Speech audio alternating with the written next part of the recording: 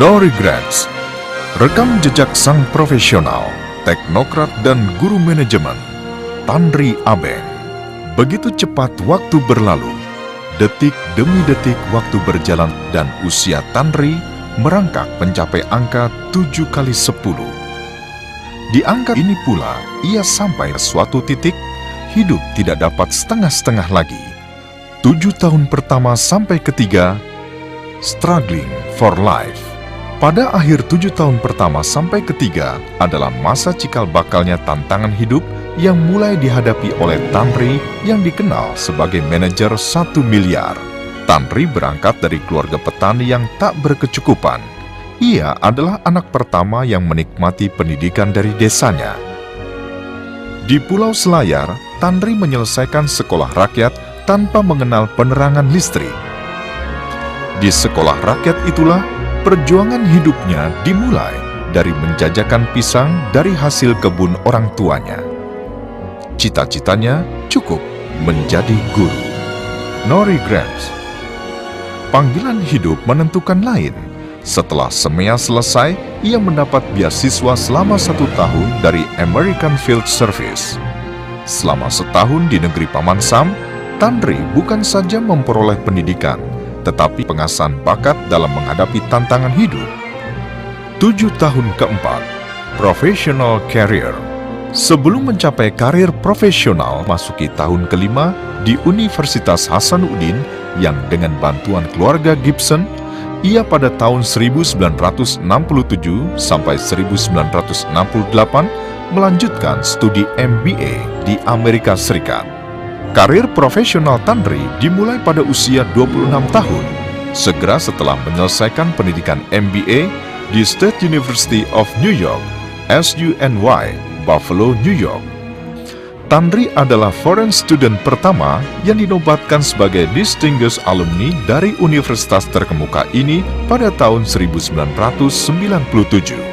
Program manajemen trainee pada Union Carbide Corporation yang bermarkas di New York yang direncanakan 2 tahun diselesaikannya dalam 8 bulan saja, sehingga Tanri mendapat posisi sebagai Senior Finance Manager dalam usia 27 tahun. Sejak di Union Carbide Corporation, Tanri mendirikan Institute Financial Executive Indonesia, serta menghadirkan pembicara tamu semisal Henry Kissinger. Badan boleh kalah tinggi, kulit bisa berbeda warna, tapi ide-ide bisa setara cemerlangnya. Kutipan sebuah media.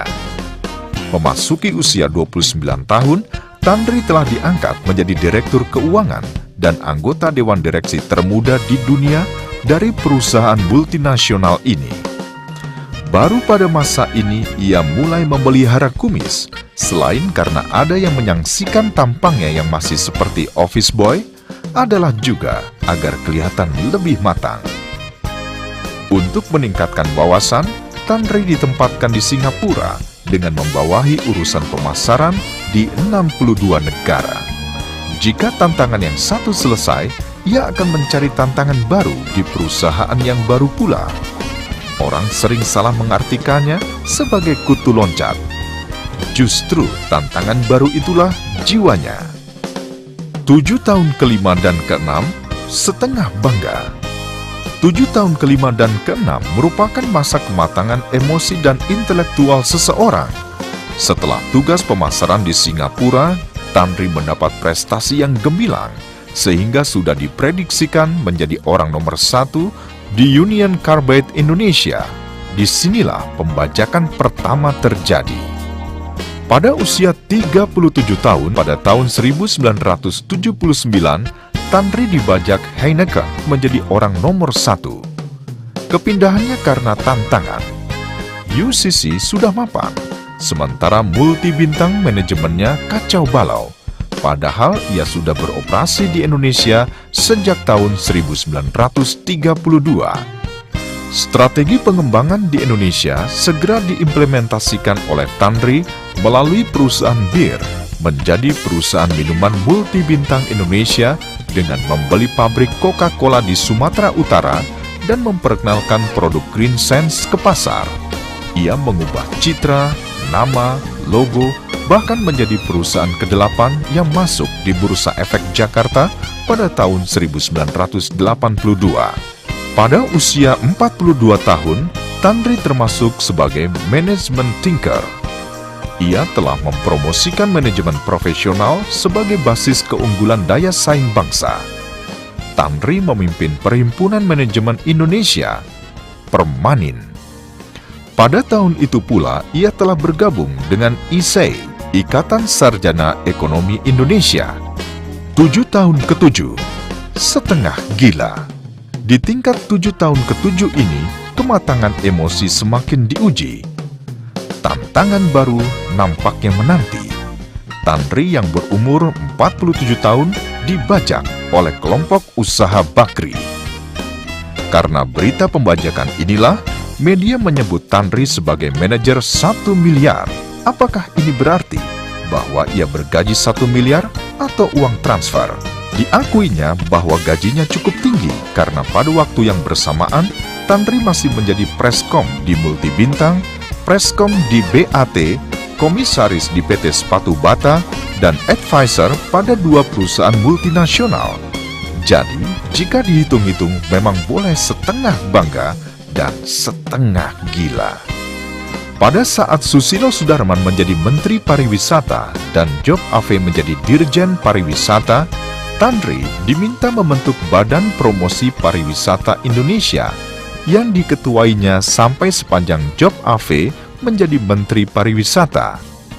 Ia tidak mendapat bayaran sepeser pun.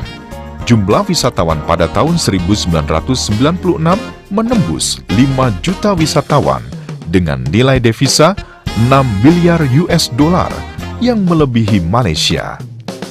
Pada saat itu juga, Tanri diangkat oleh Presiden Soeharto menjadi anggota Badan Pertimbangan Pendidikan Nasional yang memimpin penggodokan memorandum tentang restrukturisasi sistem manajemen pendidikan nasional tahun 1996 yang sempat dipuji UNESCO.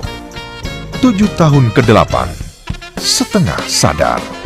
Dipercaya banyak orang bahwa 7 tahun ke-8 merupakan tahun melapangkan jalan kepengabdian. Untuk ketiga kalinya, ia dibajak oleh Presiden Soeharto dalam posisinya yang masih di pucuk pimpinan di Bakri Brothers. Tanri dibajak Presiden Soeharto untuk diminta membenahi BUMN dari 17 kementerian menjadi 1 kementerian. Di sana, Tanri menciptakan value creation yang bukan lagi berpola pada birokrasi, tetapi korporasi. Sayangnya, ia hanya menjadi menteri 2 bulan di zaman Soeharto sebelum kelengserannya.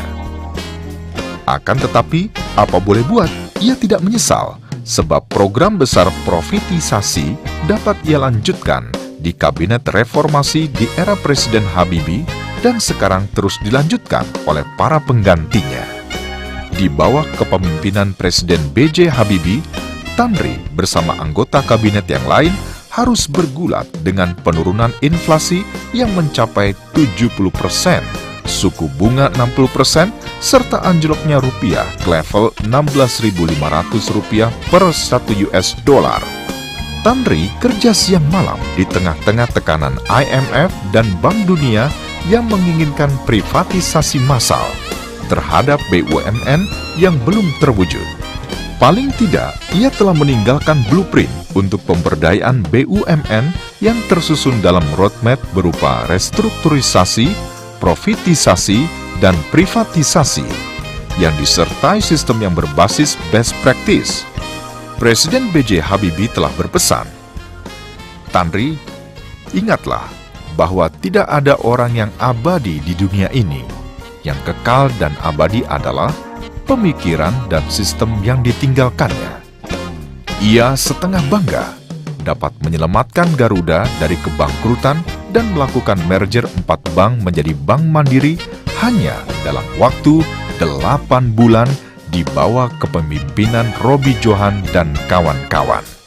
Kegemarannya berolahraga tenis, bahkan mensponsori selebriti tenis, diteruskan dengan menjadi ketua PLT periode 1998 sampai 2002. Di bawah kepemimpinannya pula, Indonesia melahirkan Angelique Wijaya sebagai juara dunia junior di arena paling bergengsi, Wimbledon.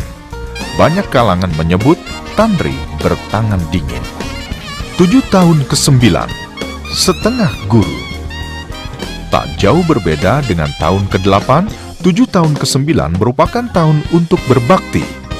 Setengah guru ini, ya seperti Tanri, kesana kemari tugasnya mengajar meskipun sekedar secara informal mengajarkan manajemen kepemimpinan kepada para eksekutif. Ia banyak belajar dari Profesor B.J. Habibie, Profesor Emil Salim, dan Profesor Sumitro Joyo Hadikusumo. Bersama Profesor Emil Salim dan Profesor Sumitro Joyo Hadikusumo, Tanri ikut mendirikan Yayasan Daya Mitra Lingkungan.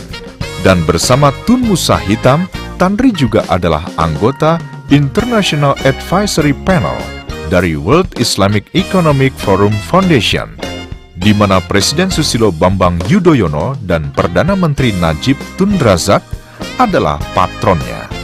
Bersama rekan-rekan pengusaha, yaitu Abu Rizal Bakri, Ponco Sutowo, Robi Johan, dan lain-lain, mendirikan Executive Center for Global Leadership untuk mengembangkan kemampuan profesional para eksekutif yang dibutuhkan dalam era globalisasi. Selain menjadi setengah guru, ia juga telah menulis buku sebagai warisan pemikiran yang ingin ditinggalkannya. Buku Indonesia Inc., penerbit Times Publisher, Singapura, 2001 menjadi buku referensi universitas di Asia dan Australia.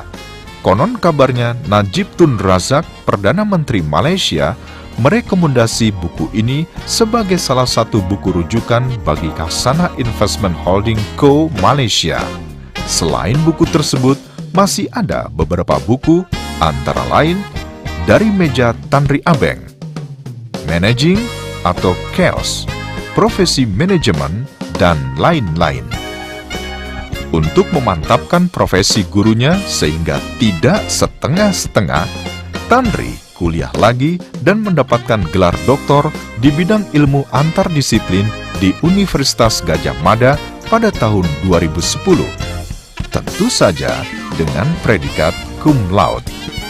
7 tahun ke-10, setengah entrepreneur.